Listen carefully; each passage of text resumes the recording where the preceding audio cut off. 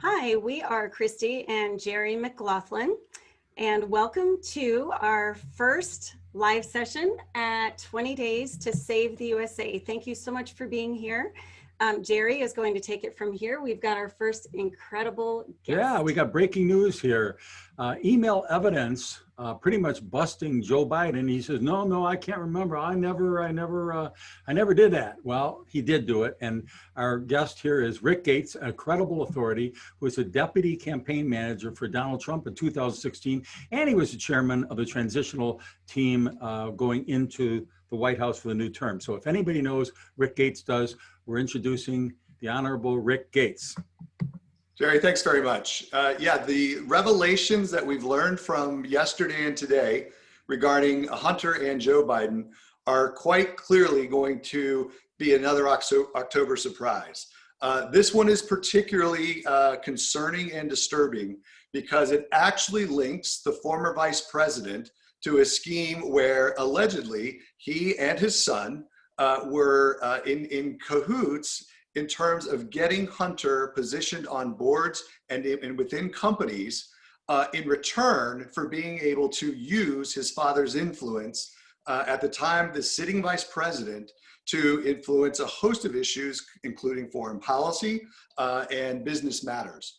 And obviously this is quite a significant development because we have Joe Biden on record several months ago indicating that he had never had any discussions with his son Hunter about any business transactions or companies that he was involved in. And the email evidence yesterday, the parts that we have so far, suggests this is not true.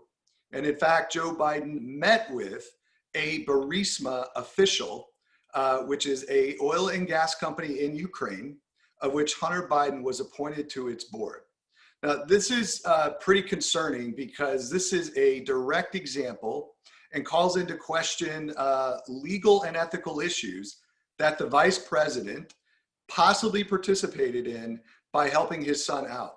And the more evidence that we have, the more evidence that we uncover, the more we're going to learn.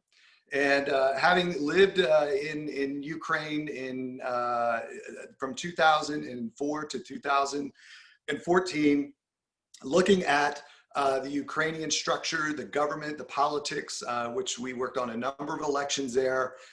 It's interesting that Joe Biden took 6 trips to Ukraine while he was vice president. 3 of those trips occurred in 2014. That's the same year that Hunter Biden was appointed to Burisma's board.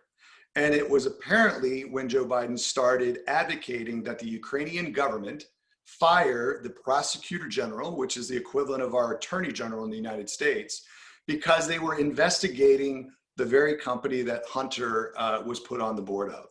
So there's a lot of new revelations that we're learning.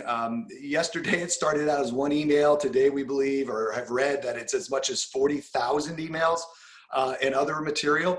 So I think this story is going to continue to unfold. There are going to be more developments over the next several days, and we'll have to wait and see what these other emails contain to evaluate the facts and the evidence. But right now, it doesn't look very good for Joe Biden. And the excuse that he offered yesterday in regards to having met with a Burisma executive was that it was not on his official calendar. And given that he's in a debate, in a town hall tonight, I think it's incumbent on ABC to make sure they ask Joe Biden these questions. And hopefully Joe Biden will be able to respond and provide the true facts. And that's really what we want to get to. Having been a target of the Mueller investigation, I can tell you firsthand that we have to have facts and evidence to evaluate and make decisions and conclusions. And that was another great example of where the conclusion was predetermined, and then the special counsel went looking for evidence in order to bring charges and use a number of us that were caught up in that investigation as pawns. So we need to really understand what's going on with Joe Biden, what he did, when he did it, why he helped his son, to what extent his son benefited from the vice president's influence. And I'd say the only other development that we learned about a week ago, which clearly is now tying into all this, is that Hunter Biden's partner, Devon Archer, is now under investigation by U.S. federal authorities.